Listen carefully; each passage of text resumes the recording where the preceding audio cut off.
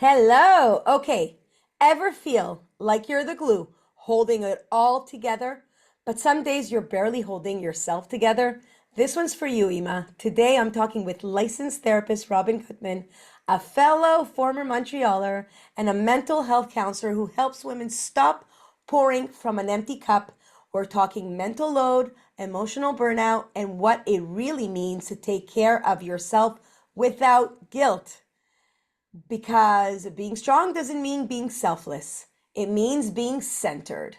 So, hi, Robin. How are you? Oh, hi, I'm great. Thanks so much for having me on here. I'm so excited to talk. Yes, welcome to Emas on a Mission. We're Emas and we're on a mission. So let's get real here, okay? Robin, first of Yeah, all, I love that we're both from Montreal. And see, the best people come from there. you So gotta tell love it. us, what got you into mental health and what made you focus on helping high functioning women? The ones that seem to have it all together, but inside they're like totally running on fumes. Yeah, okay. So I always loved the idea of having space to like talk about things and maybe even more importantly, to have feelings acknowledged. Like that's always been very important to me. To just what someone is going through, to acknowledge it and not shove it under the rug or pretend it's not happening or anything like that. So it's something I'm very passionate about. Like I always tell people to like name their emotions and feel their emotions. And so many women don't feel comfortable with emotions. And I just think it's so important. And it's a really important part of being a parent too, because being able to be present for your child and to be able to be a container for their emotions. So it's always been something that I'm really, really passionate about. Wow, I see it. I see it when you're talking, like the passion like comes through. Now, you said something so powerful when we spoke that women, we spoke before this, women are the containers for everyone else. Can Mhm. you explain what that means? Like, can you explain? Because honestly, I think that we all feel that way, but we don't always have the words for it. And like you Mm, said, expressing the emotion. So yeah. having the words for it could also give us a better explanation to how we're feeling.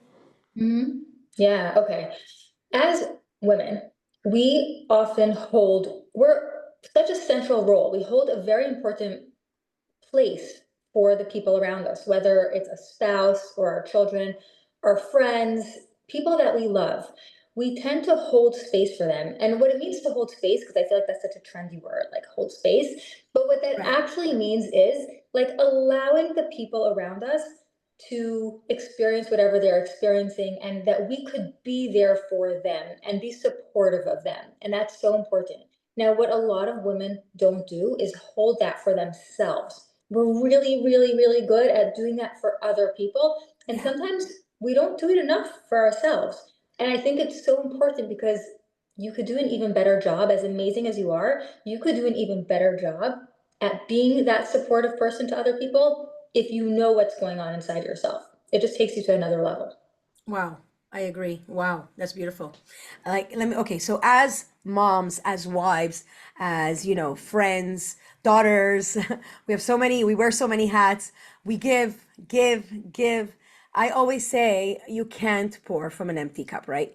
But sometimes when my protein shake feels empty at 3 p.m., so how do we know when our emotional cup is running dry? Yeah. Okay. Oh my gosh. That's a tough question, to be honest. That's a hard one. Yeah, How do because we know? You know what? It's so hard because I think sometimes we sugarcoat things. So we don't yes, always know because we think we're fine. We tell ourselves we're fine, or we tell ourselves we have to be fine. So it's actually a really good question and a hard one to answer because how do we know? I think one way of really being able to tell is when we start feeling maybe a little bit of resentment or impatience or exhaustion. I mean, that's a pretty easy one when you feel like just burnt out. But even the resentment scale, just tuning into what you're experiencing, being really honest with yourself, it's going to let you know, like, something's just not working anymore. Like, I just need something to change. Something has to happen. And right. that's when we come in and say, okay, like, let me help you. Right. Beautiful. Yes. So at least we know that we're naming it, right? To tame it. So we Yeah. know it's like resentment, exhaustion, sometimes even anger. Mhm. Sometimes we like we strike back at someone like da da da da. Mhm. Oh yeah, and you're like, why am I even answering this way? Why is it Yeah. getting letting it get to me? And then we realize that it's because we haven't been filling up our cup, or we've been just letting it happen. Like we've been giving without, So I'm going to share with you that when I moved to Israel, okay, I went through a little something like I said goodbye to my friends. I said, you're from Montreal too, so we have a very strong, tight-knit community. And like my whole support system was gone from one day to the next because I moved over. And then I had to Yeah. adjust 5 kids. So it's like it really hit my mental health and very hard. And I know so many women listening have gone through their own transitions. How can we rebuild that inner sense of stability when our world shifts completely? Because for me, what I Mm. had found was, this is why I'm in this world of working out. For it started off being for my mental health, and then I loved it so much. I was so passionate with it, and it hit me the day that I was realizing that it's like I'm making it fun and I'm making it easy for women to like want to live a healthy lifestyle. And I was like, oh, okay. I wasn't even doing that on purpose. It was just I was serving the need for my mental health, and then that's where. So how can we, rebuild the inner sense of stability when our world is shifting? Yeah, because that's something you really need when things are shifting. You need to know what you need in those moments, right? And just like you said, moving and any kind of big transitions like that. I moved from Connecticut. I lived there for a very long time. I mean, I lived in Montreal originally. I lived in Israel for a little bit. I lived in Connecticut for a really long time. And then a few years ago, I moved to Muncie with my family. And I remember when I was moving, a friend of mine said to me, she's like, "Oh, when I moved, well, she had moved to Connecticut. And she said, when I moved, it was so hard." She's like, "I gained like 10 pounds that year. It was like such a rough transition." Right.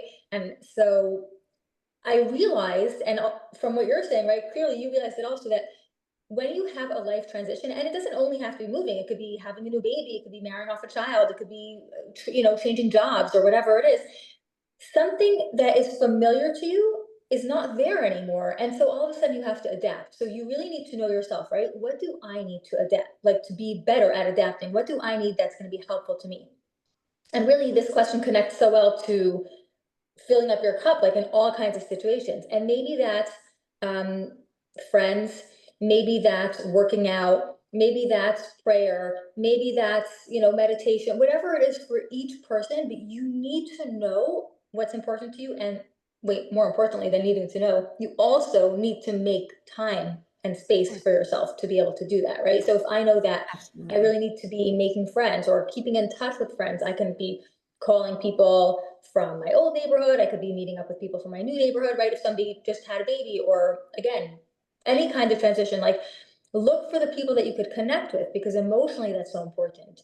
The physical movement, right? Maybe you can join a class, maybe you just have your own commitment, maybe you join a program that you can do online, right? That I saw you're just offering, like something that you could do that's for yourself, that's going to give you energy. If it's prayer, do that, whatever it is, but choose something that you know is important to you and gift it to yourself. Make sure that you really do it. Show up for yourself.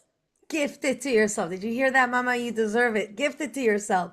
Now, you work with women who feel they should be grateful because they have a good life, but inside they're exhausted. How do we allow ourselves to say, I'm not okay without the Mm, guilt? How oh do we my allow gosh. that?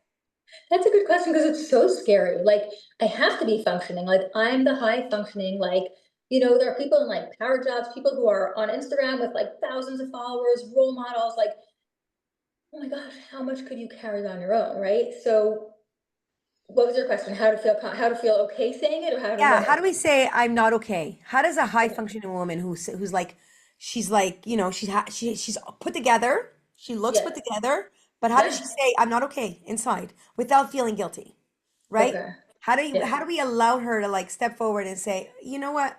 Hey Robin, hi, I heard you on the podcast. I'm not okay. How can I, you know, get better? How can I be okay? Mm, mm-hmm. Without the Okay. guilt. Okay. No guilt. So we want to say that this is normal, okay? It's very hard to say this is normal unless you could recognize in yourself, maybe you're a perfectionist, okay? Because perfectionists tend to push, push, push, and like it's really hard to let your guard down and to say, hey, I just need like somebody to bounce things off of, And you right? probably see that a lot, right? With high Oh functioning my gosh. women as Yes. perfectionists, right? Yes. Yes. so normal. I just want everyone who's listening to this to know, like, it's so normal. You could be a high functioning, amazing, wonderful, well-rounded, well-read, well everything person. It doesn't mean you don't need to sometimes just relax. Just lean back, just like feel some of that ease. You have to let something down, something out, share something. You need that like connection that lets you just breathe and be and go into yourself. So Absolutely. I can't really say like a quick fix to let go Right. of the guilt, but Right. that's something we could definitely do like in a session to recognize and to understand like why is there guilt here, or where is that coming from, what are the expectations, and very often that's related to caring, like perfectionism, or people pleasing, like I have to show up, everyone's expecting it, or I'm going to be judged, right? The emotions that come along with that, that's what we really unpack in a session. But at the very least, to be able to hear this and recognize this and say, wow, maybe I do like so much people pleasing, or I am a perfectionist, or I'm a little bit of both. And really, that's a lot. And if I really truly want to show up as my best self, it's so helpful to find a support system somewhere, one place in the world that I could just let down my burdens and just be. Right. And it's so healing.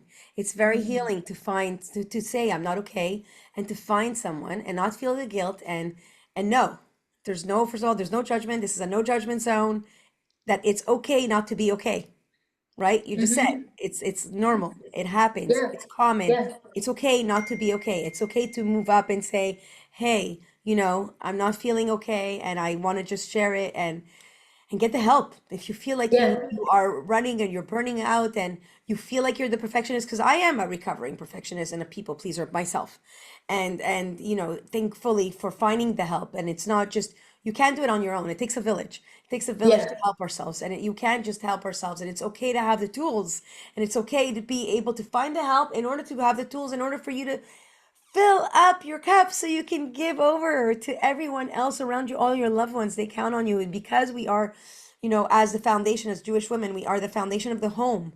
But strong Jewish women build strong Jewish homes. And the more you Mhm. strengthen yourself, whether it's in strength training, because I always say strength training has to do with your mental health. Like today more than Mm. ever, we understand that muscle is the organ of longevity. And what does it do? It's also great for our brain.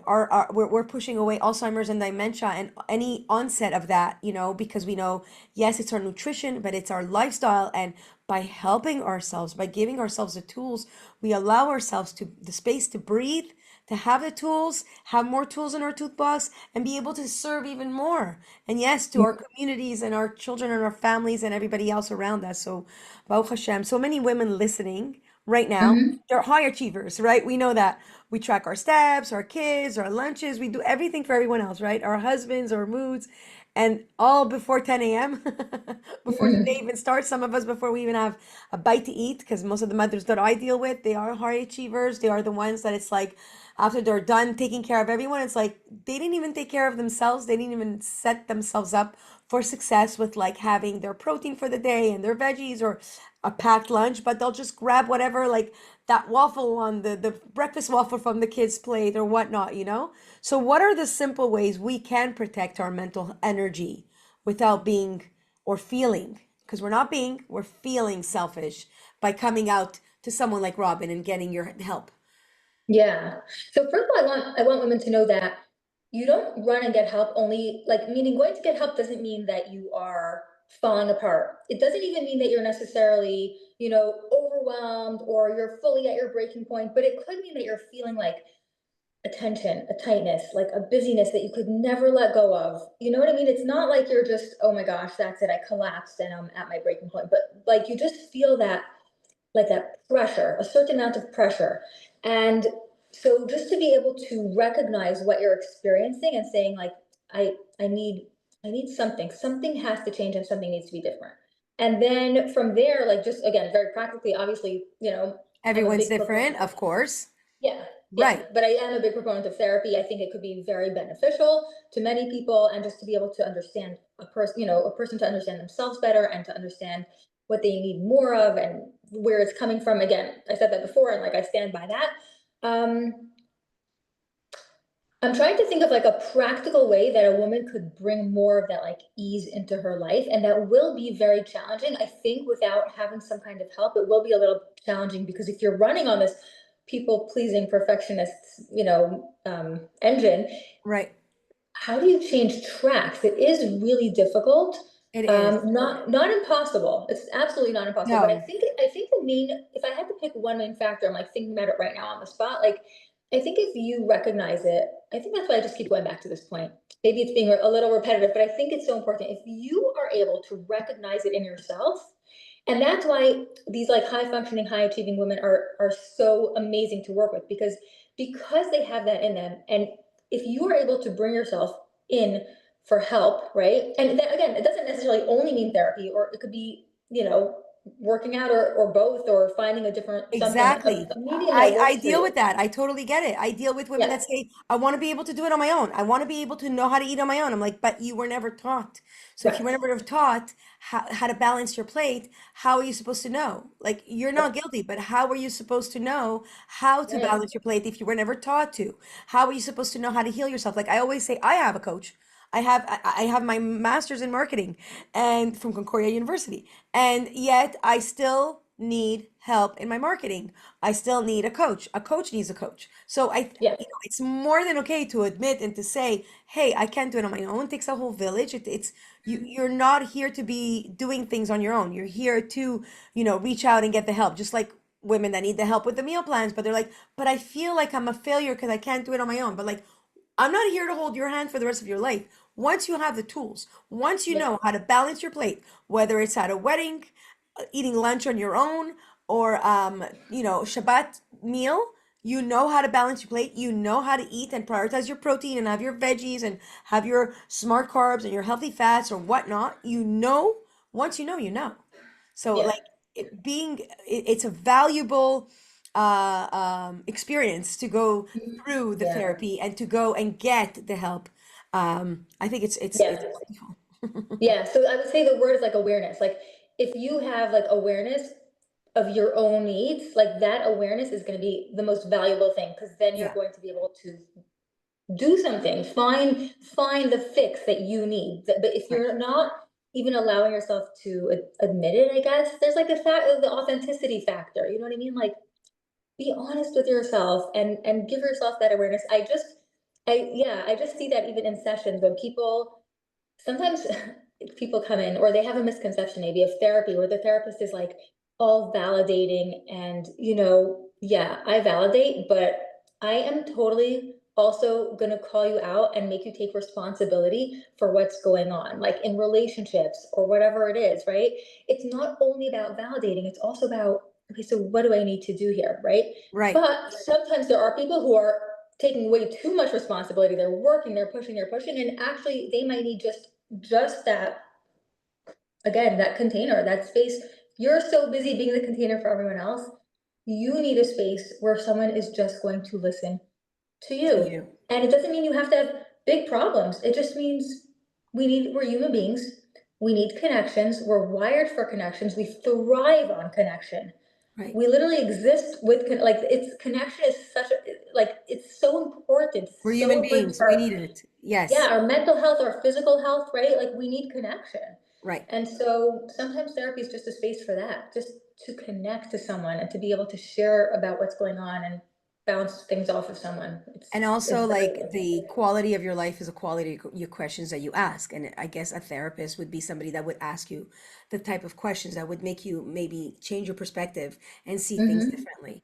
So it has to yeah. do with that. So I think as a person who's constantly working on herself to be my higher self, my better self, so on a daily basis, and I believe that that's what brings Mashiach, us working on ourselves in order to be our higher selves, because our higher selves is like imitating Hashem and coming closer to Hashem and what He wants of us in this world, right? And Mhm. the challenges that He gives us is so that we can get to that, so that we can work through these obstacles and challenges and everything else. So I think it's beautiful. I love these practical tips. Thank you so much. If someone listening while folding laundry right now, or I don't know, maybe even cooking a meal or driving the car, what's one small thing that she can do today to start like feeling more at ease, more Mm, grounded, more human? Um, yeah. Okay, practical takeaway, be kind to yourself. Like, say nice things to yourself. When you hear the judgment bubbling up, notice it. Notice how many times you're doing that, catch it, and if you could, just pause it and say something nice to yourself instead, right? Right. Instead of Switch it. criticizing yourself or judging yourself, like, could you be nice to yourself? Right. Yeah, inside my Fit Momentum membership, we have one of the workshops that we deal with in motivation has to do with your inner critic, how to Mm, quiet down your inner critic, right? And it has to do with like your inner critic, you want to love her because she has your best intention in mind, yes. and she's only there to give you, she calls you out, but it's like it's okay to like listen to her, but it's also Mhm. okay to sometimes turn down the volume on the inner critic Yeah, and listen to your inner cheerleader so that you yeah. can be more, cheering yourself on all day long instead of putting yourself down so that, you'll be more Mhm. productive that way, actually. Yeah, You'll get yeah. more You know, done. what you just said actually aligns very much with IFS. Like IFS is internal family systems. It's a modality of therapy where there's like all different parts inside of us, right? There's an inner critic part and there's a cheerleader part and there's lots and lots of other parts. But what you said is also really important that we're not trying to get rid of parts, and all parts serve a function. There's no such thing as a bad part. So even the inner critic part is there for a reason, and probably, often it's to get you to do better, and it thinks it's being a motivator, right? What you were saying is you want the real cheerleader to come in. Like let's show it how it's done, like, Right. but we could also acknowledge that judgmental part or the inner critic part, and we can let it know, like, hey, like I know you're trying to be really helpful. Like you're awesome. Thank you so much. Maybe I can try something different that will get me also Right. really great results, but something that's a little gentler for my system. Right. And there's that quote that says, you've been criticizing yourself all this time and it hasn't worked. So how about if you try the other approach where you're like, giving yourself give yourself a break. You heard the Yeah. tips right here. So you, Robin, talk a lot about living with intention. What does that Hmm. look like on a messy Monday, Tuesday, when the house is chaos and someone's forgotten, I don't know, water bottle again. You got to run back, go get it for them. Someone didn't have their lunch. Oh, you forgot to sign that paper for school, or this is happening, and then you have three meetings going on. Like, how do we live with intention? Okay, so the positivity part I think is important. Not that somebody has to be all positive all the time, but again, the way we look at it, right? If we're burnt out and exhausted and overwhelmed and we're Frame. feeding into that, we're going to be approaching all our jobs and our chores and everything we have to do with like a burden, right?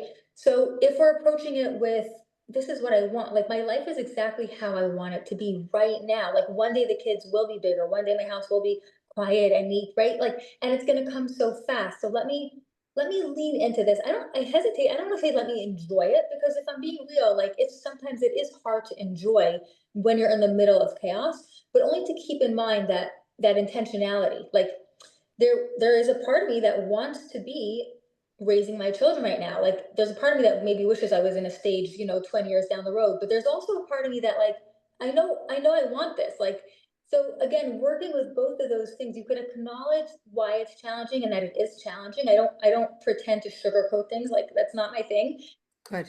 Be real about it, but also be real about why it's important to you and what you love about it. And be real about the emotions that come up too. You're allowed to say, I'm exhausted. You're allowed to say, oh, I need more help. You're allowed to say this is a lot. And if you can't get help right now, then, acknowledge that also. I wish I could get help. So, and what can I do instead, right? I can listen to a podcast. I can try. I can do whatever I can. But I want to acknowledge that there are times in life that are hard and challenging. And it's not about sugarcoating everything, but it's about, um, I guess, boosting yourself up as much as you could to remind yourself, like, I want this. I do want this. Right. I think that changes everything. It's really a perspective change. So, for sometimes women, they think self-care means, bubble baths or shopping Mhm. sprees, retail therapy, things like that. But it's so much deeper than that, right? So, Oh my what gosh. does Yeah. true emotional self-care actually look like? Okay. Set Yeah. awareness. Yeah. So I'm all for self-care. I mean, do the bubble baths, get the manicures. I'm all for that. But real self-care is allowing yourself to tune into yourself. This is so much harder than like superficial self-care.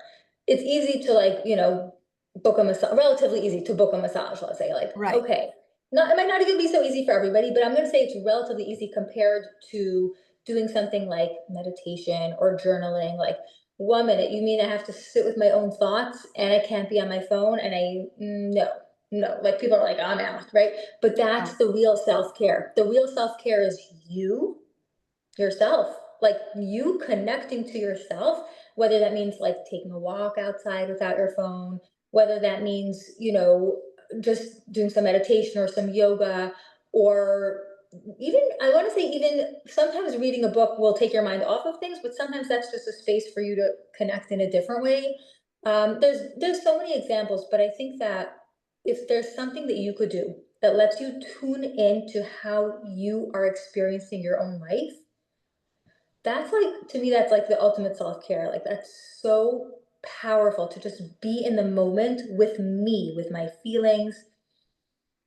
That's amazing. Exactly. So that like makes me think about the fact that some women will let it accumulate to the point that it's like Mhm. nervous system overload. So let's talk Yes. about the nervous system overload because I know that feelings when you're overstimulated, we talked about it being overstimulated, your phone's buzzing, your kids are Mm, yelling or whatever's going on. Um, what are some go-to ways that, we can calm down, we can mhm. bring back to calm? Yeah. So sometimes when your system's like overstimulated, you're just like you can't even think straight. Your head's just like flying. So one of the most important things you could do is notice what you're experiencing in that moment. And I want to say that I really, whenever I tell my clients this kind of tip, I will always tell them don't do it at a time that's like busy. That's like the wrong time to do it.